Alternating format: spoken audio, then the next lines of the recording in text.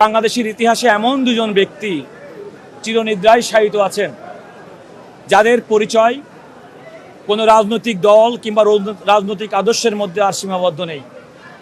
তাদের কর্মকাণ্ড, বিশেষ করে শহীদ প্রেসিডেন্ট জিয়াউর রহমান বাংলাদেশের অত্যন্ত কঠিন সময়ে সিপাহী জনতার বিপ্লবের মাধ্যমে যখন রাষ্ট্র পরিচালনার দায়িত্ব পান, উনি রাষ্ট্র পরিচালনার দায়িত্ব পাওয়ার পরে বাংলাদেশের সুশাসন প্রতিষ্ঠা করেছেন, বহুদলীয় গণতন্ত্র চালু করেছেন এবং এই যে আজকে যে বাংলাদেশের সংবাদ মাধ্যমের যে অবাধ তথ্য প্রবাহ, সংবাদ প্রবাহ, সেটাও কিন্তু শহীদ রাষ্ট্রপতি জিয়াউর রহমানের অবদান। আপনারা জানেন, দেশনেত্রী বেগম খালেদা জিয়া দীর্ঘদিন পর্যন্ত স্বৈরাচার বিরোধী আন্দোলন করেছেন 9 বছর। এরপরে তিনি একটা গণতান্ত্রিক অভিযাত্রা এবং বর্তমানে বাংলাদেশের যে পার্লামেন্টারি ফর্ম অফ গভর্নমেন্ট, সেই পার্লামেন্টারি ফর্ম অফ গভর্নমেন্ট কিন্তু বেগম খালেদা জিয়ার প্রণীত। আমরা যারা আইনজীবী, আমরা যারা আইনের পেশায় জড়িত আছি, তারা কাদের কাছে এই দুজন ব্যক্তি আইনের ক্ষেত্রে, সংবিধানের ক্ষেত্রে, বাংলাদেশের গণতন্ত্রের এগিয়ে নেওয়ার স্বার্থে, মানবাধিকারের স্বার্থে তাদের যে কি ভূমিকা, সেটা আমরা প্রতিদিন লক্ষ্য করি। আজকে যে বিচার বিভাগ স্বাধীন, সেটিও কিন্তু বেগম খালেদা জিয়ার অবদান সবচেয়ে বেশি। এমন দুজন মহিষী পুরুষ এবং নারী যারা কালোত্তীর্ণ, তাদের আজকে এই কবরস্থানে আমরা সবাই একত্রিত হয়ে আমরা দোয়া পাঠ করেছি, আমরা মোনাজাত করেছি, তাদের কবর আযাব যেন আল্লাহ মাফ করে দেন এবং তারা যে নীতি এবং আদর্শ মেনে জীবন কাটিয়ে গেছেন, আমরা এই মর্ম প্রতিজ্ঞা গ্রহণ করেছি যে সামনের দিনের আমাদের দায়িত্ব পালনের ক্ষেত্রে, বিশেষ করে রাষ্ট্রকে প্রতিনিধিত্ব করার ক্ষেত্রে আমাদের মূল মন্ত্র হবে সততা, আমাদের অন্যতম তন্ত্র হবে আমাদের গণতন্ত্র, মানবাধিকার, ন্যায় বিচারের প্রতি আমাদের অঙ্গীকার এবং পাশাপাশি আমাদের পেশাদারিত্ব।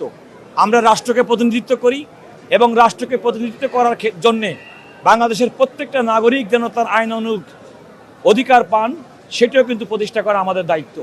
সুতরাং আমরা যেমন রাষ্ট্র পরিচালনার দায়িত্বে সরকারের ইনস্ট্রাকশন অনুযায়ী রাষ্ট্রের পক্ষে কাজ করি, কিন্তু সাধারণ নিপীড়িত মানুষ যিনি ন্যায় বিচার প্রত্যাশা করেন আদালতের কাছে, আমরা কিন্তু তাদের ক্ষেত্রেও একইভাবে আমাদের সহযোগিতার হাত বাড়িয়ে দেই। আজকের দিনে আজকে যারা মিডিয়া কর্মী যারা এসেছেন, আমি শুধুমাত্র এতটুকুই বলবো যে আজকে অবাধ মুক্ত তথ্য প্রবাহের সুযোগ নিয়ে বাংলাদেশের গণতন্ত্রের পথে যে যাত্রা, নানামুখী ষড়যন্ত্র মোকাবেলার ক্ষেত্রে আপনাদের অগ্রগণ্য ভূমিকা আছে। সুতরাং যে কোনো ঠুনকো, অপতথ্য, মিথ্যা তথ্য, খণ্ডিত তথ্য দিয়ে যেন বাংলাদেশের আগামী দিনের অগ্রযাত্রা ব্যাহত না হয়, সে ব্যাপারটিও গণমাধ্যমের প্রতি আমার আহ্বান থাকবে।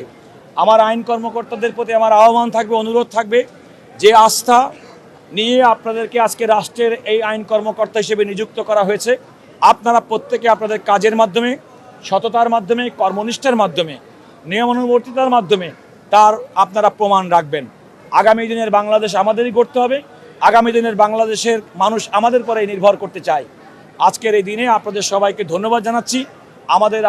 আমাদের এই অনুষ্ঠানটি আপনারা কাভার করেছেন, সেজন্য মিডিয়া কর্মী, এখানে আইনশৃঙ্খলা রক্ষাকারী বাহিনী এবং এই মাজার সংশ্লিষ্ট, এই কবরস্থান সংশ্লিষ্ট যারা আছেন, অথরিটি, তাদের প্রত্যেককে ধন্যবাদ জানাচ্ছি। আজকে যে নতুন বাংলাদেশের অগ্রযাত্রা, যে গণতন্ত্রের অগ্রযাত্রা 12ই ফেব্রুয়ারি 2026-এর নির্বাচনের মাধ্যমে ঘটেছে, আপনারা একবার কল্পনা করুন 2024 সালের আজকের দিন 4 আগস্ট 2024, 35 জুলাই 2024, সেদিনও কিন্তু বাংলাদেশের অসংখ্য তরুণ তাদের বুকের তাজা রক্ত রাজপথে ঢেলে দিয়েছে এই দিনটার জন্য, এই গণতন্ত্রের জন্য, এই স্বাধীন বিচার ব্যবস্থার জন্য।